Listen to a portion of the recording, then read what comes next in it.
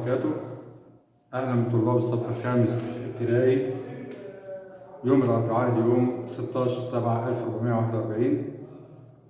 اليوم بنشرح درس التوكيد بكل وجميع، صفحة 125 بالكتاب. قبل أن نبدأ الدرس في عندي مثال، نقرأ المثال مع بعض. القمر يظهر في السماء. المثال الثاني: إن القمر يظهر في السماء. ما الفرق بين المثالين؟ المثال الأول، لاحظ معي، القمر يظهر. أحد أخبرني أن القمر يظهر في السماء. كلامه عندي يحتمل الشك، ممكن يكون موجود القمر أو غير موجود. ولكن الآخر قال لي إن القمر يظهر في السماء. الفرق هنا أنه استعمل أداة اسمها إن. الأداة هذه اسمها أداة التوكيد، أخذناها في الصفوف الأولية. فهنا بيأكد وجود القمر في السماء. فهنا كلامه لا يحتمل الشك أو لا يحتمل ما في احتمال لعدم وجود القمر في السماء. فإذا القمر موجود. اتأكدت أن القمر موجود من خلال الأداة اللي اسمها إن. طيب، فإذا يا شباب التوكيد بنستخدم التوكيد لماذا؟ إيه الهدف من استخدامنا لأسلوب التوكيد؟ لسببين هما: تثبيت المعنى في ذهن السامع، ودفع وإبعاد الشك من نفس السامع. طيب، هذا بالنسبة للصفوف الأولية. نأتي الآن إلى العلوية. في صف خامس عندنا درس اسمه التوكيد بلفظي كل وجميع. عندي مجموعة من الأمثلة على السبورة. نقرأ المثال الأول: يتصف المخترعون كلهم بقوة الإرادة. المخترعون كلهم، لو لاحظت معي هنا أداة التوكيد اسمها إيه؟ كلهم. الأداة عندي كل هذه عائدة على المؤكد اللي هو المخترعون. لاحظ معي أن كلمة كل لحالها ليست توكيدا، ولكن لابد من وجود ضمير يتصل بها. هذا الضمير يعود على المؤكد ويطابقه في النوع والعدد. المخترعون مذكر، هم مذكر. المخترعون جمع، هم جمع.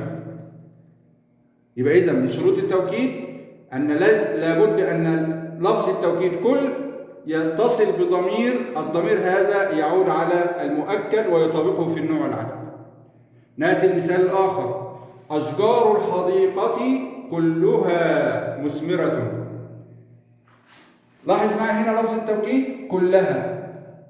عندي لفظ كل، وهنا الضمير هاء. الهاء هنا عايدة على كلمة أشجار.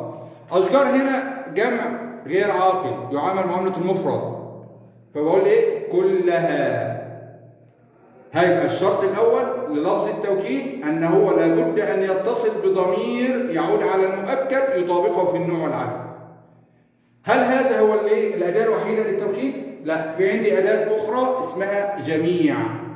المثال الثالث أهو: التلاميذ جميعهم مجتهدون.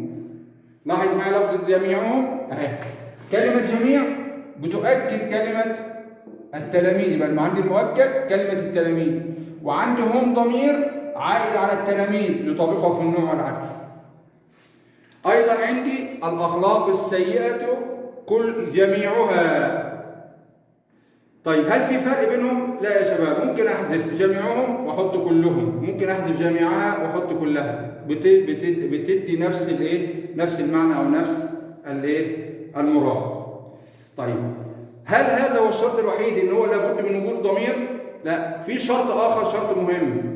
ايه هو الشرط المهم عشان اتاكد ان هذا توكيد؟ ان انا لو حذفت التوكيد نفسه ما ياثر على معنى الجمله. كيف؟ اقرا معي: يتصف المخترعون بقوه الاراده. الجمله سليمه. اشجار الحديقه مثمره. هل اختل المعنى عندما حذفت كلمه كلها؟ لم يختل، يبقى اذا الجمله سليمه. التلاميذ مجتهدون، لم يختل المعنى. الأخلاق السيئة مكروهة عند الناس، حذفت جميعها، برضه لم يختل المعنى. حذفت أيضا هنا التوكيد، إذا لم يختل المعنى. يبقى إذا خلاصة الدرس يا أبطال إن أنا عندي التوكيد له أداتان: هما كل وجميع، ولكن يستخدمان بشروط. ما هما الشرطان؟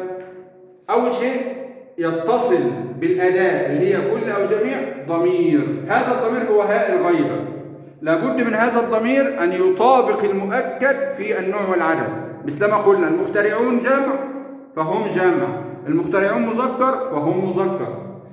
الشرط الثاني المهم أيضا أنه يجوز حذفها ويصح المعنى بعدها. لو حذفت أداة التوكيد من الجملة فالجملة سليمة ولا يؤثر على معنى الجملة أو يختل معنى الجملة.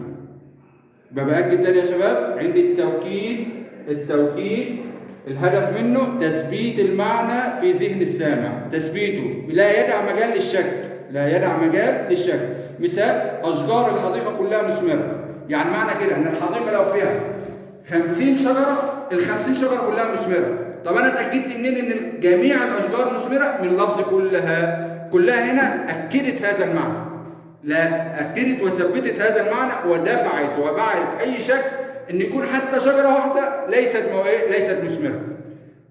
وقلنا اللي بنأكد تاني يا شباب إن لفظ كلها اللي هو أداة التوكيد هنا لابد من توافر شرطين، وهما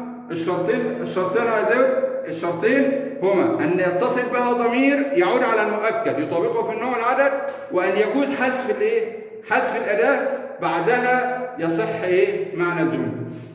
وجزاكم الله خيرا. الواجب يا شباب حل المذكرة صفحة 15 المسألة رقم 1 و2. والسلام عليكم ورحمة الله وبركاته.